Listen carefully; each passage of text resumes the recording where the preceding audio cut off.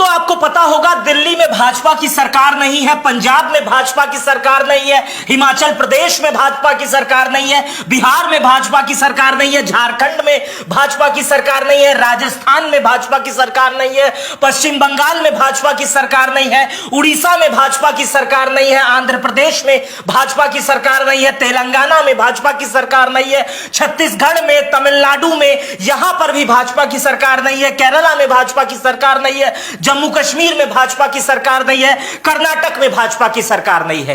कर्नाटक में भाजपा की सरकार कुछ दिन पहले गई है, कर्नाटक के चुनाव के नतीजे आए हैं, कर्नाटक पे तब से चर्चा हो रही है। आज भी हम उसी टाइप की कुछ चर्चा करेंगे।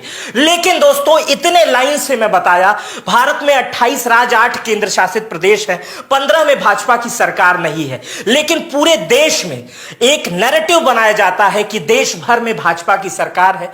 लोगों को ऐसा पता है, इसलिए मैं आपको बता रहा हूं। देश भर में मोदी मय है, देश भर बीजेपी मय है, देश भर भगवा मय है। इस तरह की बातें करके भगवा को भी एक राजनीतिक दल से समेटा जाता है, बातें की जाती है। लेकिन ऐसा होता कैसे है? जब हमने सोचा और बहुत समझने की कोशिश की तो पता चला ऐसा होता है सिर्फ और सिर्फ विज्ञापनों से। अब हम आपको विज्ञापन के बारे में बताएंगे तो आपके होश उड़ जाएंगे कि भाजपा विज्ञापन पर कितना पैसा खर्च करती है। आपका अखबार खुलता है तो उसमें प्रधानमंत्री मोदी का चेहरा नजर आता है, योगी आदित्यनाथ का चेहरा नजर आता है, या किसी मुख्यमंत्री का चेहरा नजर आता है, कुछ नहीं तो कमल तो नजर आता ही है। आप टीवी खोलते हैं तो बहुत सारे एंकर बीजेपी बीजेपी बीजेपी, और ऐसा वो बोलते हैं, टीवी पे थोड़ा बरत भी लेते हैं, लेकिन वो अपने प्रोफाइल पर इतने एक्टिव होते हैं बीजेपी को लेकर, बीजेपी का नेता कुछ भी कहे वो उसको दिखाएंगे। तो सारा खेल विज्ञापनों का है। अब आप समझेंगे कि भाजपा विज्ञापन पे कितना पैसा खर्च करती होगी।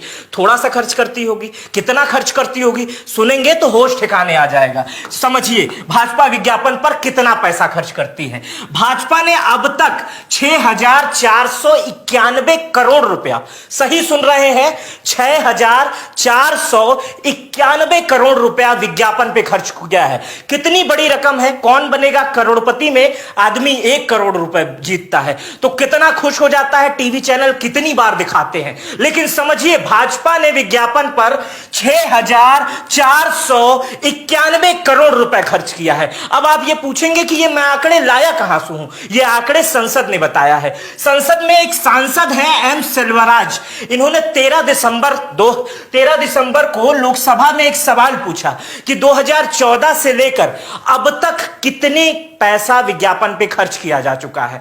तो जवाब में जो आया कि 8 साल 10 महीने पर 10 महीने में विज्ञापन पे जो पैसा खर्च किया गया है वो 6491 करोड़ रुपया है। सोचिए इतने बड़े पैसे से कितनी सड़कें बनाई जा सकती थी, कितने अस्पताल बनाए जा सकते थे, कितने स्कूल बनाए जा सकते थे। उत्तर प्रदेश के स्कूलों की स्थिति आपसे छुपी नहीं है, जहां पर नमक रोटी और तमाम चीजों की घटनाएं सामने आती हैं। चलिए 6491 करोड़ खर्च करने के बाद भी, लेकिन अब इसका असर जनता पर नहीं दिख रहा है। अब आप ये पूछेंगे मैं कैसे कह रहा हूं, आइए समझाता हूं। देखिए इसका असर इस वजह से नहीं दिख रहा है कि कर्नाटक के चुनाव अभी बीते हैं। कर्नाटक के चुनाव में खूब विज्ञापन किए गए, भारतीय जनता पार्टी की तरफ से खूब पैसा अखबारों को दिया गया, खूब पैसा इलेक्ट्रॉनिक मीडिया को दिया गया। दिन भर मीडिया, कुछ चैनल तो एग्जिट पोल में भी ये बता रहे थे कि वहां पर बीजेपी जीत रही है। अब वो कैसे बता रहे थे इसका अंदाजा मैंने 6491 करोड़ के हिसाब से बताया है। लेकिन अब जनता बेवकूफ नहीं बन रही है, अब जनता समझ गई। इसका उदाहरण बता रहा हूं मैं। देखिए उदाहरण नंबर 1 है बीसी नागेश। इनको आप जान रहे हैं, ये चर्चा में आए थे। ये चर्चा में तब आए थे जब इन्होंने हिजाब को बैन कर दिया था। हिजाब लड़कियां कहे थे कि या तो लड़कियां स्कूल में पढ़ने जाएं या तो हिजाब लगा कर आए। इनको 25,000 वोट से चुनाव हार गए। और ऐसा नहीं है कि इनको मुसलमानों ने ही हरा दिया, हिंदू भी बहुत सारे वोट नहीं दिए।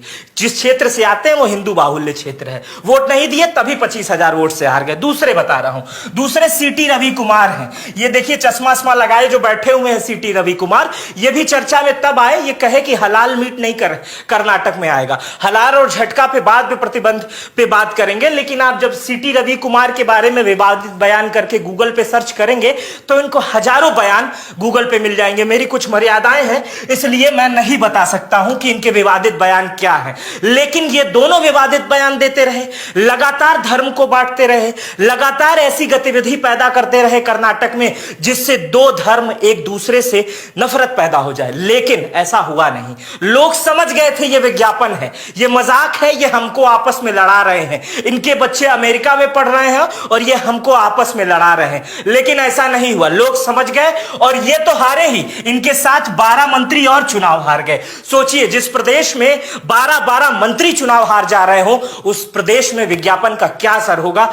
इसीलिए मैं कह रहा हूं जो 9,491 करोड़ का मैंने आंकड़ा बताया है अब उस विज्ञापन का भी असर नहीं पड़ रहा है। चलिए थोड़ा सा आगे और ले चलते हैं। ये बयान आपको याद होंगे दोस्तों, ये बयान याद होंगे, देश के प्रधानमंत्री यही कपड़ा पहन के नारा लगाए थे, बजरंग बली की जय। बजरंग बली और बजरंग दल दोनों को कंपैरिजन कर रहे थे, बेचारे से बजरंग बली ही नाराज हो गए। बजरंग बली के नाम पर वोट मांग रहे थे, वोट तो पड़े कर्नाटक में खूब पड़े, माफ कीजिए, कर्नाटक में वोट तो खूब पड़े, लेकिन बजरंग बली के नाम पर प्रधानमंत्री को नहीं पड़े बल्कि राहुल गांधी की पार्टी कांग्रेस पार्टी को पड़ गए। अच्छा अमित शाह पर आ जाते हैं। देखिए विज्ञापन का असर नहीं हुआ, मैं बता रहा हूं। अमित शाह पर आ जाते हैं। अमित शाह ने क्या किया? अमित शाह ने सीधे सीधे कह दिया कि भाई हमारे पार्टी को अगर वोट नहीं दोगे तो सीधे कांग्रेस आएगी तो दंगा होगा। सोचिए कितनी बड़ी बात कह दी कि हम ही एक समझदार है, हम ही एक अच्छी पार्टी है, दूसरे वाले आएंगे दंगा देंगे। अगर इसको दूसरे लिहाज से समझा जाए तो एक धमकी था। कर्नाटक में इस मामले को लेकर कई मुकदमे भी हुए थे अमित शाह के ऊपर। चलिए अगले आदमी पे आ जाते हैं, अगले विवादित बयान पर आ जाते हैं। इनको कौन नहीं जानता, हेमंत बिस्वा कहे थे मदरसों को बैन कर देंगे, कर्नाटक वाले इनको बैन करके भेज दिए वापस, कहे अब नई जगह है तुम्हारी। मदरसों को बैन नहीं होगा, गुरुकुल भी खुलेगा, मदरसा भी खुलेगा। चलिए दूसरे आ जाते हैं ईश्वरप्पा पूर्व डिप्टी सीएम रहे हैं, बहुत बड़ा चेहरा है। ईश्वरप्पा खुलेआम बोल रहे थे कि हमको मुस्लिम वोटों की जरूरत नहीं है, सही में नहीं दिए, हिंदू भी नहीं दिए, बेचारे खुद तो हारे, अगल बगल को हराए, खुद भी हार के निपट लिए। तो समझने की कोशिश करिएगा कि अब जनता विज्ञापनों को नहीं समझ रही है, विवादित बयानों को नहीं समझ रही है। अगर कोई नेता आ रहा है, मोहब्बत की बात कर रहा है, आपस में मिलजुल के रहने की बात कर रहा है, 100% आबादी की बात कर रहा है, तो उसको जनता जिता रही है। लेकिन ये तो था कर्नाटक का। उत्तर प्रदेश में अगर हम आ जाएंगे तो उत्तर प्रदेश में योगी आदित्यनाथ की जीत हुई है।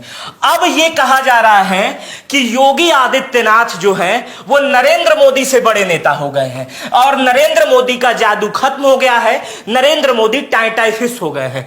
कि जिस तरह से कर्नाटक में नरेंद्र मोदी के बार बार जाने के बाद भी कर्नाटक की स्थिति का बेड़ा गर्क हो गया, कर्नाटक में बीजेपी बुरी तरीके से हार गई। कुछ लोग सीधे कह रहे हैं कि नरेंद्र मोदी चुनाव हार गए क्योंकि जीत की जिम्मेदारी हमेशा सहरा मोदी पे बांधा जाता था, इसलिए हार की जिम्मेदारी भी नरेंद्र मोदी पर है।